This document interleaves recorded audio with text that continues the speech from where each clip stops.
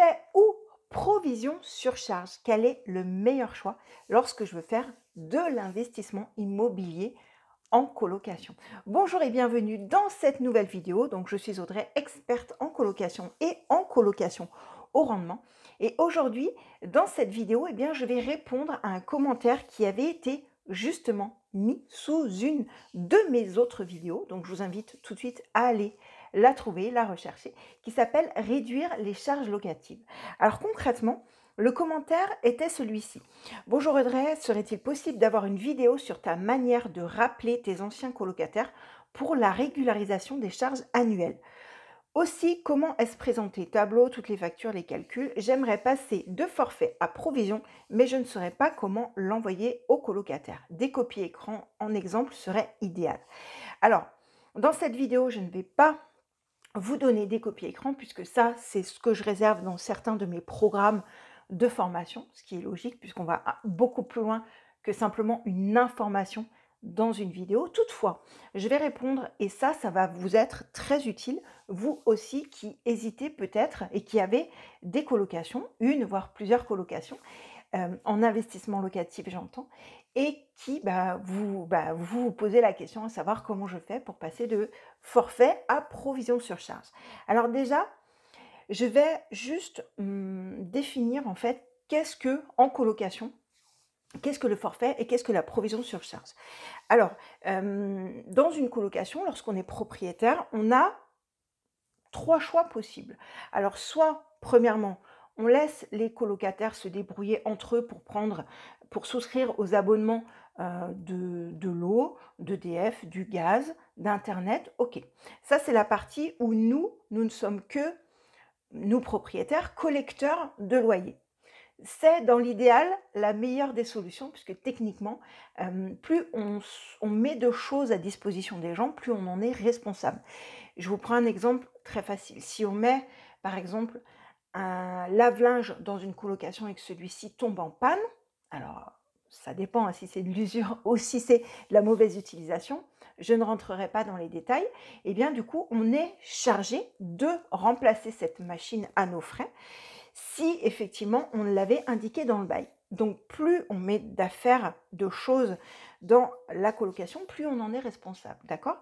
Si par contre, pour les charges et ou les services, on a inclus dans le loyer avec des lignes séparées évidemment sur le bail des éléments, à savoir l'eau, etc.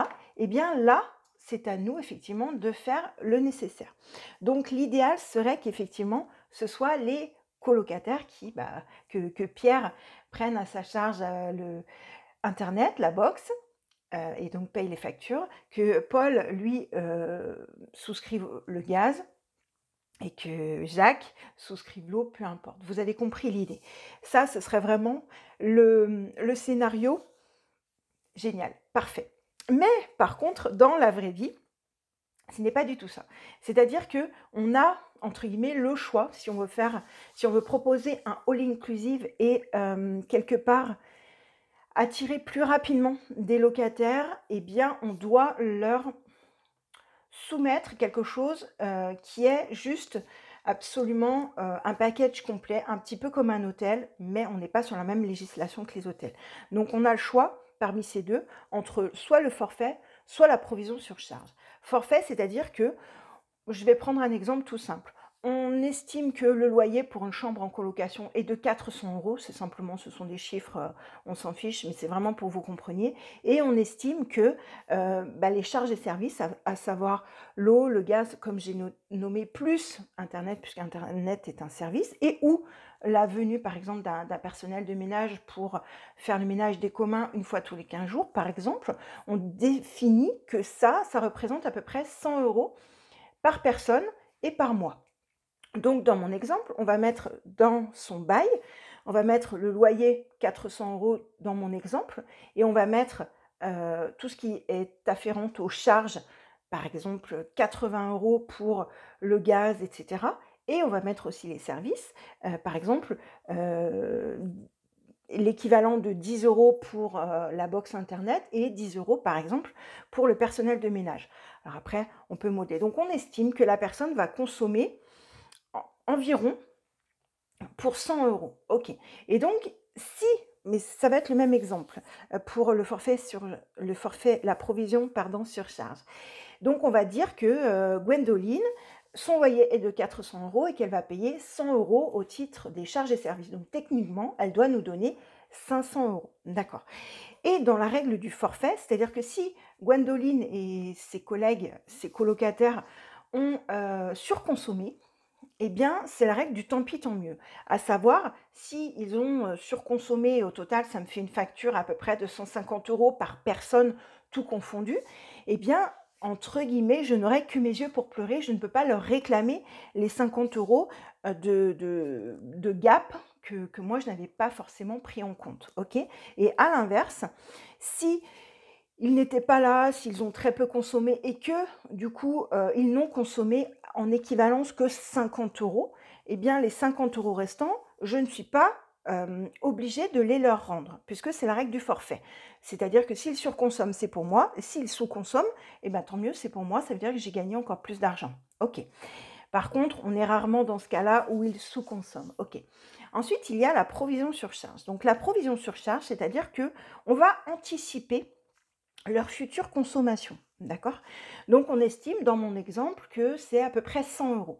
Et dans l'exemple, s'ils surconsomment à 150 euros, eh bien, j'ai le droit, une fois par an, et ça, bien évidemment, que c'est indiqué dans le bail qui va bien. Alors, juste pour info, en dessous, dans la description, vous trouverez un lien pour un programme sur les baux que j'ai créé avec mon ami avocat, qui est avocat spécialisé dans l'immobilier, en investissement immobilier, il est aussi fiscaliste. Et donc, c'est lui qui a créé ces baux spécifiques en colocation. Clairement, vous les trouverez nulle part ailleurs. Et il y a absolument tous les types de baux que vous pouvez trouver. Que ce soit en individuel nu, en individuel meublé, en bail collectif nu, bail collectif meublé, il y a tous les avenants, il y a tout qui vous permet de, eh bien, d'avoir le kit en fait de location parfait. Ok. Et donc ça, vous trouverez le lien dans la description. Et de ce fait, on indique sur le bail qu'effectivement, il s'agit d'une provision surcharge et non d'un forfait versus ce que j'ai dit avant. Et de ce fait, on a le droit, puisque c'est une provision surcharge, et on l'indique évidemment dans le bail, qu'une fois par an, par type d'énergie, dans mon exemple, par exemple le gaz, eh bien on a le droit une fois par an eh bien, d'envoyer la facture de surconsommation à l'ensemble des colocataires qui sont présents. Alors, qui sont présents dans le bien au moment où je reçois la facture. Alors, c'est important cette distinction puisque les personnes qui sont présentes dans les lieux ne sont pas forcément les personnes qui avaient consommé, voire surconsommé. Ok. Donc, comment je fais dans ce cas-là? Évidemment que dans une colocation, il n'y a pas de sous-compteur. C'est-à-dire que je n'ai pas mis un compteur pour la chambre 1, un compteur pour la chambre 2, un compteur pour la chambre 3. Et du coup, évidemment qu'on n'est pas non plus sur le tantième. Si vous êtes propriétaire, vous savez que vous payez des charges au tantième. Un pourcentage sur l'ascenseur, etc. C'est au tantième en France de la surface que vous avez. Ok, là, ce n'est pas tout à fait pareil. Concrètement, alors tout est indiqué dans le bail et tout en plus est expliqué. Du coup, pour éviter le non-paiement, c'est plutôt intéressant, vraiment, je vous encourage vraiment à le faire, d'anticiper tout ça et de l'expliquer. Et de ce fait, si les personnes ont surconsommé dans l'exemple que j'ai dit à 150 euros, eh bien là, dans ce cas-là, j'ai le droit de réclamer la totalité de la facture à l'ensemble des locataires présents et c'est OK parce que c'est indiqué dans le bail. Alors, comment je fais? Donc concrètement, j'ai mis en place une astuce qui, par exemple, me permet de dire aux personnes qu'effectivement je ferai une régularisation aussi en fin d'année, par exemple, et qu'elles pourraient recevoir une facture. Concrètement, j'ai, lorsque les personnes partent, leur nouvelle adresse, d'accord? Alors, j'argue le fait d'envoyer la caution par chèque, ce qui n'est pas forcément le cas, puisque des fois je l'envoie par virement, mais par chèque et du coup, par chèque, j'ai besoin d'avoir leur nouvelle adresse, OK? L'adresse une vraie adresse à laquelle ils pourraient recevoir effectivement le chèque de la caution, OK? Et de ce fait, moi, je note effectivement sur le dossier de la personne qui est partie, nouvelle adresse connue X. Alors pourquoi c'est important? D'une, bah, pour ce versement du dépôt de garantie, d'accord? Le reliquat, mais aussi pour les impôts, puisque j'ai reçu il y a quelques semaines une taxe d'habitation sur les logements vacants et que je n'ai pas payé puisque du coup j'ai obtenu un dégrèvement, peu importe, je suis allée sur mon espace gouv.fr en disant bah, écoutez, excusez-moi, je ne vous avais pas aux impôts, je ne vous avais pas indiqué qu'effectivement au 1er janvier, il y avait telle personne et telle personne. Et de ce fait, c'est important d'avoir les dates aussi et les baux et tout ce qui va bien, les pièces d'identité, tout ça. Ça, c'est vraiment important que vous les gardiez, même si vous passez par des plateformes. Vous téléchargez absolument tous les documents qui sont sur les plateformes concernant ce locataire ou cette personne. Et parce que ça vous sera demandé par la suite. Et du coup, moi, souvent, sur les mois de septembre-octobre, si je fais de la colocation étudiante, par exemple, c'est un petit peu plus facile pour vous qui me regardez, et bien de dire, bah, écoutez, voilà, par exemple, au 1er octobre, je dis, bah, écoutez, les baux et les personnes qui sont là, les baux vont de telle date à telle date, les personnes sont telle personne et telle personne, nées tel jour à telle heure, etc. Et voilà, veuillez en prendre note. Ce document-là, je l'envoie par mail et au service des impôts et à mon expert comptable. Comme ça, au niveau des loyers entrants, c'est beaucoup plus facile et c'est plus clair pour moi. Et de ce fait, souvent, je ne reçois pas la taxe d'habitation pour les logements vacants parce que du coup, voilà, tout est pris en compte en amont. Et là, j'avais oublié de le faire parce que j'ai déménagé, peu importe. Et donc concrètement, j'ai dû envoyer les baux et dire qui étaient les personnes qui étaient là au 1er janvier, parce qu'elles sont éligibles ou non d'ailleurs au paiement de la taxe d'habitation. Et moi, je ne dois pas payer pour le logement vacant puisqu'il n'était pas vacant. Ok. Donc j'ai envoyé ça, on m'a demandé aussi et les coordonnées et aussi les baux, et aussi évidemment les nouvelles adresses. Donc c'est pour ça que c'est très important. Ensuite, pour aller plus loin, donc j'ai effectivement la nouvelle adresse et donc je peux envoyer la facture du surplus de gaz par exemple à cette personne. Ok, en divisant par 3 par exemple, peu importe s'il y avait 3 colocataires. Vous avez compris l'idée. Ensuite, il y a quelque chose que je mets en place et dont je vous parlais précédemment, ça va être tout ce qui est cagnotte. Par exemple, en plus du paiement du loyer, puisque j'ai pris cet exemple-là tout à l'heure, pour rappel, à peu près 400 € de loyer, plus 100 € de provision sur charge et ou de forfait. Mais là, dans mon exemple, c'est une provision sur charge. Et ensuite,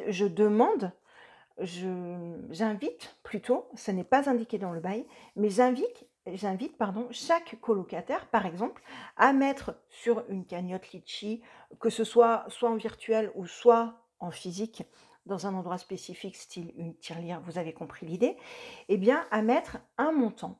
Alors, je recommande un certain montant, à savoir entre 20 et 30 €. Donc, dans mon exemple, si je leur dis de mettre 20 € par mois et par personne dans cette cagnotte-là, ça veut dire quoi? Ça veut dire que si Claire est venue, par exemple, du 1er février dans ma colocation jusqu'au 30 avril, donc elle est restée février, mars, avril, donc techniquement, elle est restée 3 mois sur une année de 12. On est d'accord dans mon exemple. De ce fait, je vais inviter Claire à évidemment me payer le loyer plus les charges, provision sur charge, vous avez compris, les 500 €, 400 plus 100, mais je vais aussi l'inviter à mettre 20 € par mois dans cette cagnotte-là. Donc, sur ces 20 €, 10 € ou la moitié, peu importe, pourront être utilisés pour le bon fonctionnement de la coloc. Par exemple, pour acheter du papier toilette, pour acheter, je ne sais pas, une ampoule qui grille, bref, pour le bon fonctionnement de la coloc. Et je suggère effectivement qu'elle laisse 10 €, les 10 autres euros, eh bien, dans la cagnotte, parce que ceux-ci pourront servir, par exemple, au paiement de la taxe sur les ordures ménagères que moi je reçois en tant que, lorsque j'ai l'avis de taxe foncière, je reçois la TOM et j'ai le droit, en plus du loyer, donc ça, il n'y a pas besoin que ce soit marqué dans le bail, c'est un droit, c'est un impôt, de la réclamer en plus au locataire présent. Et de ce fait, il se peut que cette TOM, sur l'avis de taxe foncière, je la reçoive en octobre, en novembre, et du coup, Claire est déjà partie dans mon exemple, puisqu'elle est restée février, mars et avril. Donc, elle doit aussi participer, puisqu'elle a déposé des déchets, etc. Et de ce fait, j'invite les locataires présents eh bien, à puiser dans cette cagnotte-là pour payer, les aider à payer la TOM. Alors, dans cet exemple-là, c'est vrai que c'est un petit peu plus facile. Ça va être la même chose sur les surplus de factures. Je pense que vous avez compris. Et donc, les personnes peuvent très bien prendre, voilà, totalement ou partiellement dans cette cagnotte-là parce que j'ai expliqué ça en amont. Et moi, je n'ai rien à voir dans cette cagnotte, ok? Je ne la collecte pas. Ce n'est pas quelque chose que je prends, c'est juste quelque chose qui est suggéré. Alors, par contre, c'est vrai que pour des facilités, des soucis de facilité,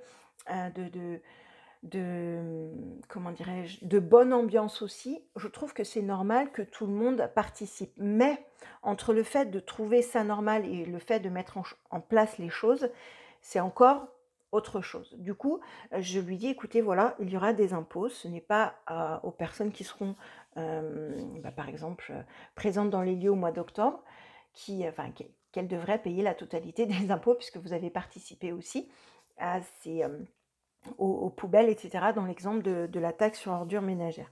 Et donc, les gens disent, ah bah oui, c'est vrai, oui, effectivement, c'est le principe aussi de la colocation. Je viens en colocation pour vivre aussi quelque part en colocation. Évidemment que si tout le monde, s'il y a une personne qui a cassé quelque chose, c'est soit la personne qui a cassé remplace, ou soit c'est l'ensemble de la colocation qui doit payer le remplacement de l'objet. Ça s'est passé dans mon cas pour la vitre d'un four à micro-ondes. Bref, et du coup, vu que c'est personne, eh ben, c'est tout le monde. Et donc, c'est indiqué dans le bail et c'est OK en fait. Tout le monde est responsable si la personne responsable eh bien, ne fait pas le nécessaire. C'est le principe de la colocation, c'est le principe aussi du tant pis tant mieux. C'est-à-dire que certes, la colocation, c'est quelque chose qui permet de gagner beaucoup d'argent, alors que ce soit en termes de propriétaire, investisseur et ou aussi en termes de locataire, puisque clairement dans l'exemple que j'ai dit, la personne qui est locataire a un budget complètement maîtrisé. Il n'y aura pas de mauvaises surprises, hormis certaines factures de consommation, mais en même temps, elle est au courant. C'est-à-dire que clairement pour le propriétaire, que le propriétaire ou peu importe paye un abonnement au gaz, par exemple, l'abonnement forcément sera divisé par 3 dans le cadre d'une colocation de 3. Vous avez compris l'idée. Après, il y a les consommations, mais forcément que les colocataires gagnent plus d'argent lorsqu'ils viennent en colocation versus un studio. Ça dépend ce qui est compris dedans et tout, d'accord? On va comparer ce qui est comparable. Et le budget est maîtrisé. Techniquement, par mois, dans mon exemple, Claire devra sortir 400 € plus 100 €. Là, pour le coup, soit au titre du forfait, soit au titre de la provision sur charge, sachant que pour la provision sur charge, eh bien effectivement, ça peut être si les personnes n'ont pas fait attention aux consommations, ce qui est souvent le cas d'ailleurs, donc c'est pour ça que la provision sur charge est plutôt intéressante, vu en plus la flambée des prix, etc., c'est plutôt intéressant. Pour le propriétaire, puis c'est vraiment une nécessité, clairement, je ne fais plus que ça. Et du coup, plus les 20 € qu'elle doit mettre dans cette cagnotte-là, qui est indépendant, d'accord? Donc voilà, c'est vraiment important que vous puissiez, si possible, mettre en place ça. Alors clairement, juste, je terminerai là-dessus en disant qu'on ne peut pas transformer à sa guise un forfait en provision sur charge, juste comme ça, non. Le bail doit être le bail spécifique, d'accord? Donc on peut le faire à la sortie du locataire ou dans des cas hyper spécifiques. Par contre, la bonne entente est de rigueur, ce n'est pas toujours évident. Je vous l'accorde, il y a des gens qui font n'importe quoi. Et donc, c'est vrai que la provision sur charge est plutôt intéressante dans ce cas-là. Alors, si vous estimez par exemple que 20 €, ce n'est pas assez pour la petite cagnotte, vous pouvez demander par exemple 30 € et on peut faire 15 et 15 parce que 15 plus 15 plus 15, bah, ça fait quand même une sacrée différence à la fin et c'est plutôt important.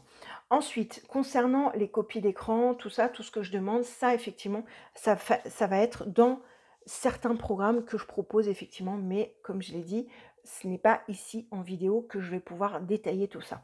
J'espère vraiment que cette vidéo vous a été utile, qu'elle vous a apporté énormément d'idées, de choses à mettre en place, etc.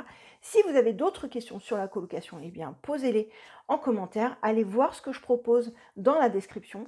Il y a des programmes que je propose à petit prix. L'objectif n'est pas de vous ruiner, l'objectif est de vous aider.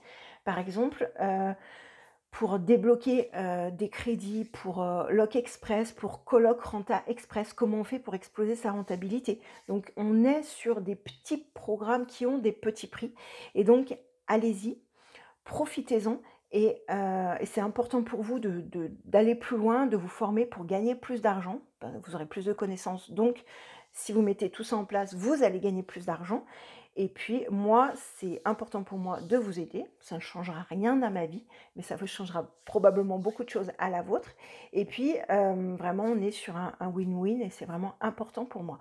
Voilà, posez-moi des questions en commentaire, likez cette vidéo, abonnez-vous évidemment à la chaîne YouTube, partagez cette vidéo, mettez-la dans vos favoris, enregistrez-la, comme ça vous pourrez la revoir régulièrement, le temps peut-être de mettre en place ces choses-là.